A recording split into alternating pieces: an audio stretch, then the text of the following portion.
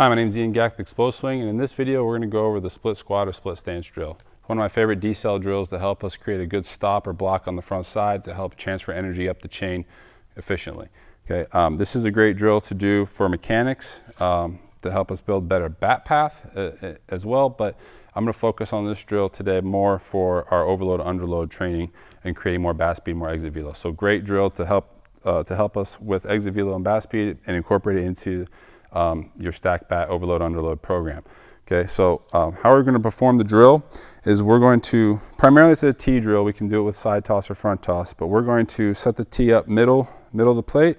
We're going to line our front foot up with the ball, all right, with the T or slightly behind the ball. You can kind of mess with that depth of contact, but it should be right around your front foot. And we're going to take our other foot, our back foot, and we're going to drop it straight back. We should have a little gap between our feet. We're not on a balance beam, okay?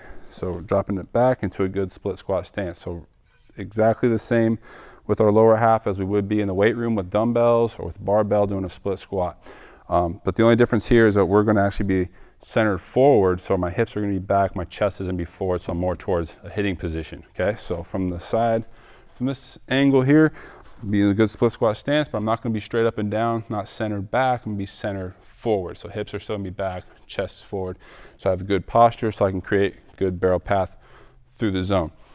Now, when doing this drill correctly, our barrel path from being in this position is going to basically dictate that our barrel path is going to work out through the zone this way, and we're creating a barrel path that's going to be driving this ball to the opposite field, right? For me, right center, for a lefty, left center, with our path. So while this isn't going to be a mechanical drill per se, we're going to really be focusing on swinging with really high intent and trying to build our exit velo and bat speed. Is still a good mechanical drill. So if we're doing it right, our barrel path will dictate that ball flight going to the opposite field. That being said, again, mechanics are going to be secondary here to intent and swinging as hard as we possibly can, but we still want to take as good a swing as possible. So one thing to pay attention to is ball flight and where that's going. The only mechanical thing we're really going to focus on is going to be loading in and back, getting to a good hitting position, and then letting it fly as fast and as hard and as violent as we possibly can behind the ball and through the zone. The other thing we'll kind of keep an eye on is how we finish, right? I should feel a good stop against that front side.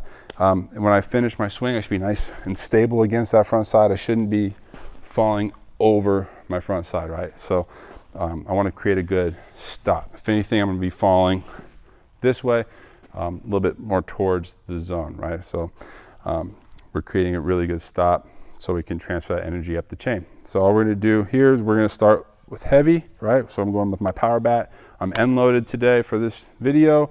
And my light bat, my speed bat is going to be knob loaded, but you can mix how you load up the bats.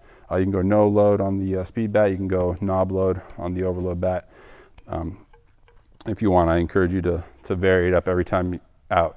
And then the other thing is have a radar. If you have one, make sure you have it on and you're swinging against the radar to really push yourself to try to beat that number every single time. If you don't have a radar, I suggest investing in one, but again, if you don't have one, then just really make sure you're pushing yourself to go as fast and as hard as you can every single rep. All right, so go 5. So typically we go 5 reps, but you can build it up from there, but typically 5 is a good number. Okay, so we're just gonna load. Swing as hard as you can, being firm against that front side. Try to beat that number. 59 is what I got right there. I'm gonna try to beat that.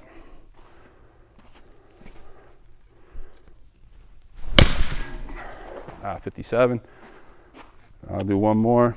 Won't go through a full round here. 60, okay, good, I beat it. Then from there, we'll go straight to our light bat, speed bat, okay? No rest in between. 74, trying to beat that number every single time. 75, last one.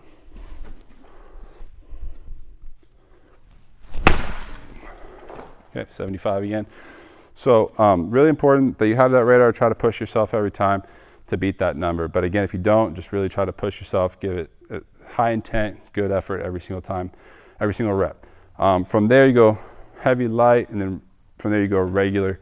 But if you don't have the time, then just take care of the power bat, the speed bat, heavy, light, and then you rest, okay? So 5-5, rest if you're going heavy, light, or if you're going heavy, light, regular, right? Power bat, speed bat, regular bat, 5-5-5, then rest. So no rest in between the subsets, rest in between the regular sets, okay? That's the split squat or split stance drill. Great drill to incorporate into your overload underload training.